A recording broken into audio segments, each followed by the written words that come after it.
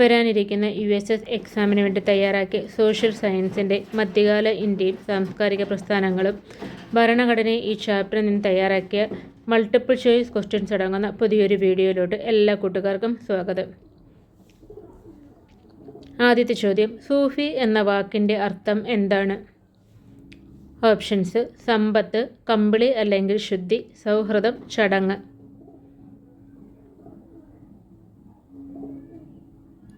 ഉത്തരം കമ്പിളി അല്ലെങ്കിൽ ശുദ്ധി എന്നാണ് സൂഫി എന്ന വാക്കിൻ്റെ അർത്ഥം. സൂഫി പാരമ്പര്യത്തിൽ ഒരു ഭക്തിഗാനത്തെ എന്താണ് വിളിച്ചിരുന്നത്? ഭജൻ, വചന, ദോഹ, ഖവ്വാലി.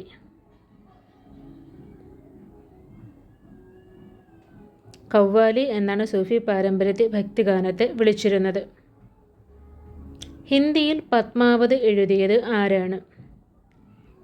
ഓപ്ഷൻസ്: കബീർ, ഗുരുനാനാക്ക്, മാലിക് മുഹമ്മദ് ജെയ്സി, മീരാഭായി. ഉത്തരം മാലിക് മുഹമ്മദ് ജെയ്സിയാണ് പത്മാവത് ഹിന്ദിയിൽ എഴുതിയത്. ഏത് ഭാഷയിലാണ് അമീർ ഖുസ്രു സംഭാവന ചെയ്തത്? ഓപ്ഷൻസ്: സംസ്കൃതം, Urdu, Persian, Tamil.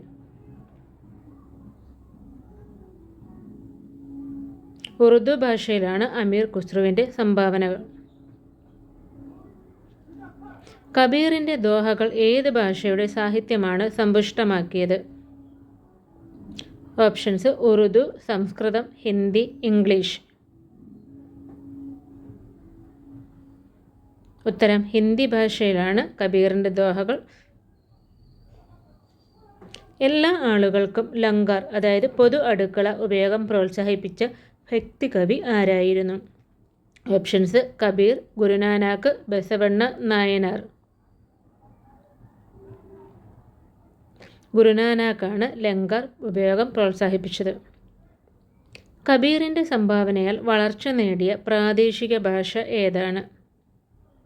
Options: Persian, Bengali, Hindi, Punjabi.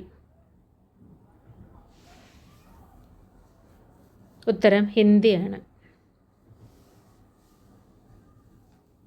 Mahabharatam തെലുങ്കിലേക്ക് വിവർത്തനം ചെയ്ത കവി ആരാണ്? ജയദേവ്, നന്നയ്യ, കബീർ, ബസവണ്ണ.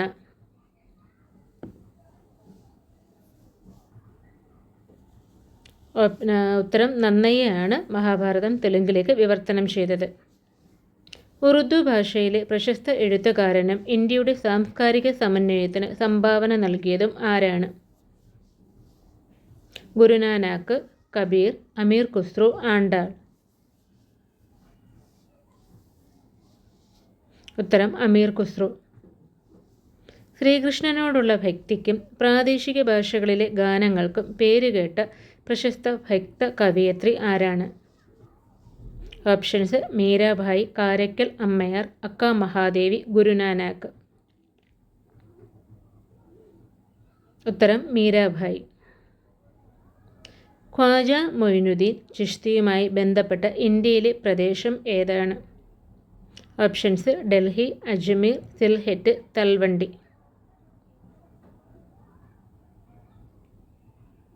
ഉത്തരം അജ്മീർ.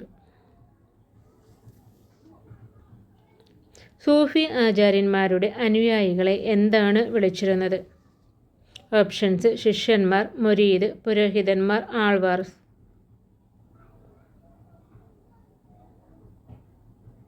ഉത്തരം മുരീദാണ് സൂഫി ആചാര്യന്മാരുടെ അനുയായികളെ വിളിച്ചിരുന്നത്. ഭക്തകവി ജയദേവൻ തൻ്റെ പ്രസിദ്ധ കൃതിയായ ഗീതാഗോവിന്ദം ഏത് ഭാഷയിലാണ് രചിച്ചത്? ഓപ്ഷൻസ്: ഹിന്ദി, ബംഗാളി, സംസ്കൃതം, ഉറുദു.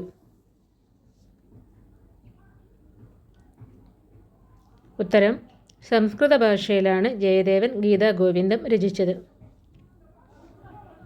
സൂഫി പാരമ്പര്യത്തിൽ പിർ എന്ന പദം എന്താണ് സൂചിപ്പിക്കുന്നത്?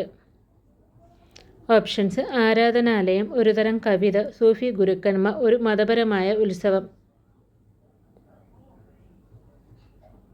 ഉത്തരം സൂഫി ഗുരുക്കന്മാരാണ്. ബസവണ്ണ, അക്ക മഹാദേവി, അല്ലമ പ്രഭു എന്നിവർ അവരുടെ വചനങ്ങൾ ഏത് ഭാഷയിലാണ് സംഭാവന ചെയ്തത്? Options: Tamil, Kannada, Bengali, Hindi.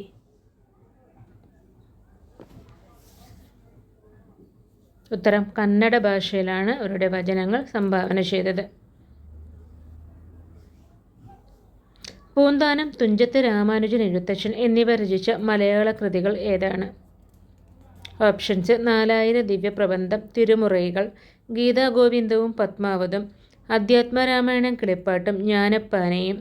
Option D മഹാഭാരതവും രാമായണവും. ഉത്തരം ഓപ്ഷൻ സി അധ്യാത്മരാമായണം കിളിപ്പാട്ടും ജ്ഞാനപ്പാനയും. അടുത്തത് ഭരണഘടനയിൽ നിന്നുള്ള ചോദ്യങ്ങളാണ്.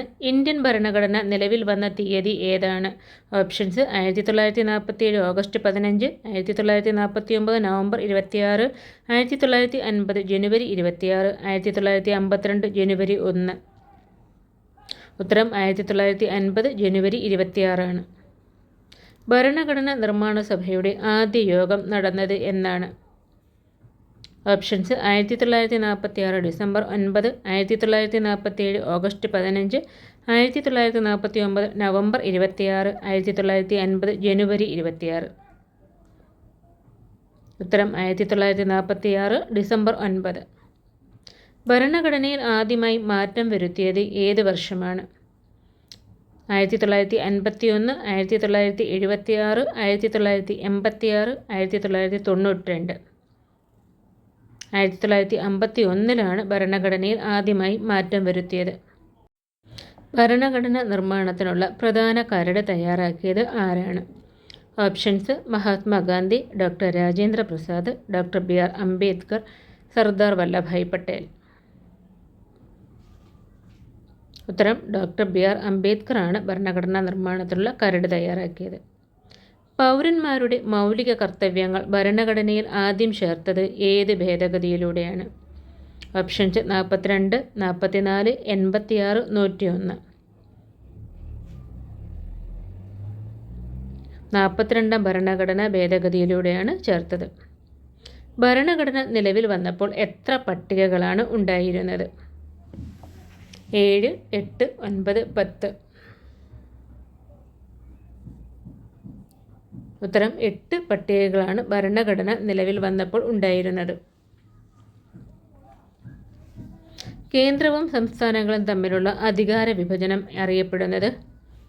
ഓപ്ഷൻ എ ഫെഡറലിസം, പൗരാവകാശങ്ങൾ, മൗലികാവകാശങ്ങൾ, മതനിരപേക്ഷത. ഉത്തരം ഓപ്ഷൻ എ ഫെഡറലിസം ആണ് കേന്ദ്രവും സംസ്ഥാനവും തമ്മിലുള്ള അധികാര വിഭജനം. 1978 കൂട്ടിച്ചേർത്ത മൗലിക അവകാശം ഏതാണ്? സ്വാതന്ത്ര്യം, സ്വത്തവകാശം, വിദ്യാഭ്യാസ അവകാശം, തൊഴിൽ അവകാശം.